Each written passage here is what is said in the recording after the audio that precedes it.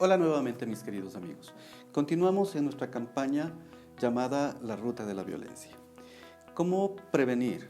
¿Cómo no ser parte de la línea de las víctimas y los victimarios?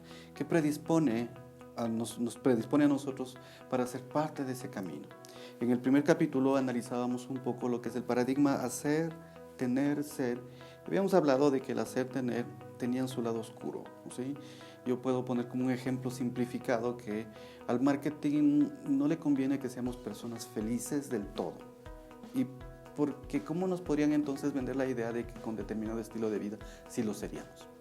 Entonces, hacerme creer que necesito celulares, casas, carros, ropa, determinado tipo de cuerpo o figura, sí, o estudio o nivel para poder ser feliz ya es una forma de maltrato y que lo habíamos analizado como el lado oscuro del paradigma. Luego ya ingresamos en el mundo de la ruta psicológica de la violencia y les había manifestado a ustedes que la dividíamos en el tope, ¿no? Que es la conducta violenta que se dividía en 4 formas, ¿no? Yo a mí, tú a ti, yo a ti y tú a mí.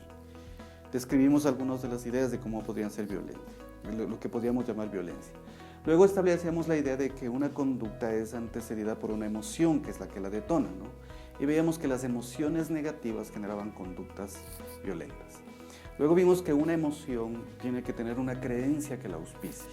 Las creencias irracionales podrían generar emociones negativas y estas a su vez conductas.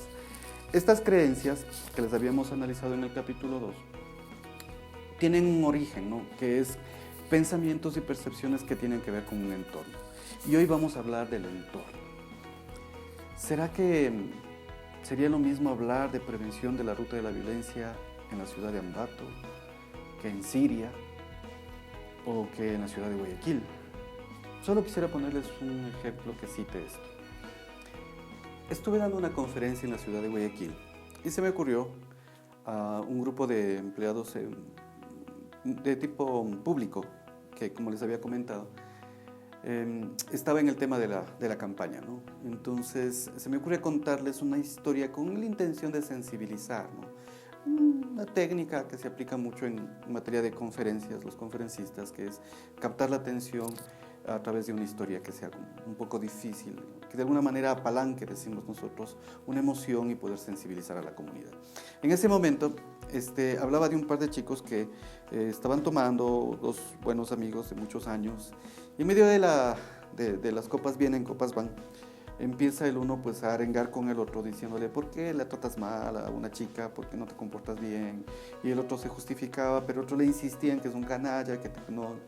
Y bueno, total es que llegó un momento en que ha tomado, el uno le dice, bueno, ¿y a vos qué te importa? ¿No? O sea, y el otro le dice, bueno, la verdad es que tú no la mereces. Yo sí. Entonces en ese momento la conversación se convirtió en una pelea de golpes. En medio de ese proceso pues les contaba a las personas en este auditorio que uno de ellos pues coge una botella, le rompe y como no es puñal, no le apuñala, pero le embotella cera, no, le clava el pico, ¿sí?, en el estómago y mira a su amigo pues morir desangrándose y no hace nada ni 2 personas que estaban alrededor. En ocasiones anteriores cuando yo contaba esa historia la gente como que decía, uy, tremendo. Pero en este caso, esta gente en este auditorio no se me inmutó. Y yo dije, ¿qué opinan? Y por ahí me dije, uy, che, doctor, aquí le dan 19 puñaladas, la gente queda media viva todavía, eso no es nada. Y yo me quedé sorprendido. Y dije, claro, de pronto en ese espacio, donde la gente tiene que estar un poco más a la defensiva, llama más la atención, ¿sí? La violencia que tiene que de alguna manera ser más fuerte que la menos fuerte en sitios donde no hay mucha violencia. Tuve un caso recientemente que trabajé por el tema del entorno de la cultura. Una niña que es ecuatoriana, que crece hasta los 7 años en el Ecuador, luego viaja a España, ¿no?, con sus padres, vive allá, se forma en una cultura diferente. Pero luego sus padres se separan y ven la necesidad de que ella pues, se regrese al Ecuador a vivir acá. Entonces ella viene con una mentalidad distinta y va a vivir en una ciudad con una abuelita que es de alguna manera una persona generacionalmente muy distinta, sí, culturalmente también. Entonces, con unas tías y personas que de alguna manera quisieron darle la familia que no tenía en ese momento. Pero a esa edad, ya que es bastante complicada, pues ella lo que hace es alejarse de su abuelita, alejarse de sus tías y empieza a tratar de ser ella misma. Eso es entre comillas, porque lo que hace es ajustarse a los parámetros de hacer y tener de su entorno más cercano, que eran adolescentes y jóvenes de su grupo escolar, ¿no? Entonces, como todo ser humano necesita ser visibilizada, necesita llamar la atención. Pero el hacer tener de la sociedad de ahí implicaba acciones de riesgo, entre ellas tomar, fumar y cosas así por el estilo.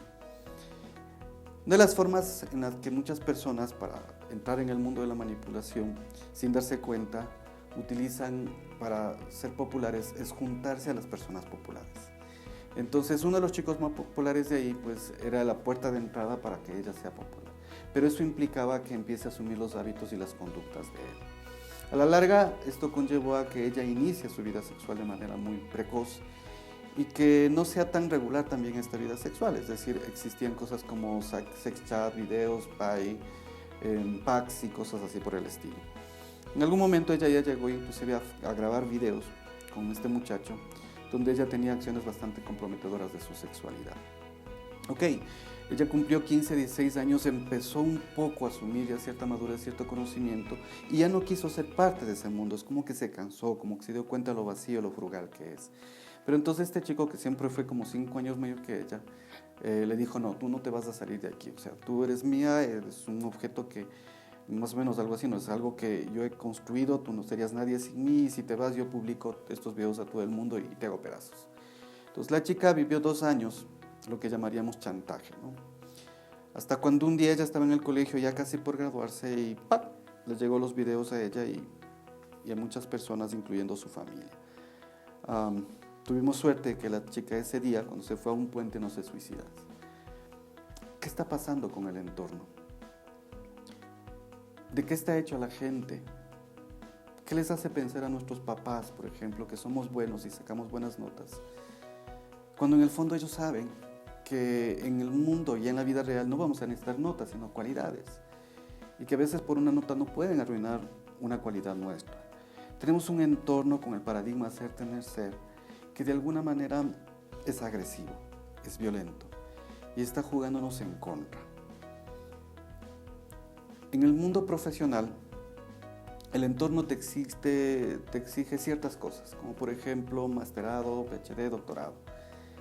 Y aún a pesar de eso, nosotros nos topamos con la sorpresa de que los títulos te llevan a ser profesional, pero hay algo muy distinto que te lleva a ser persona.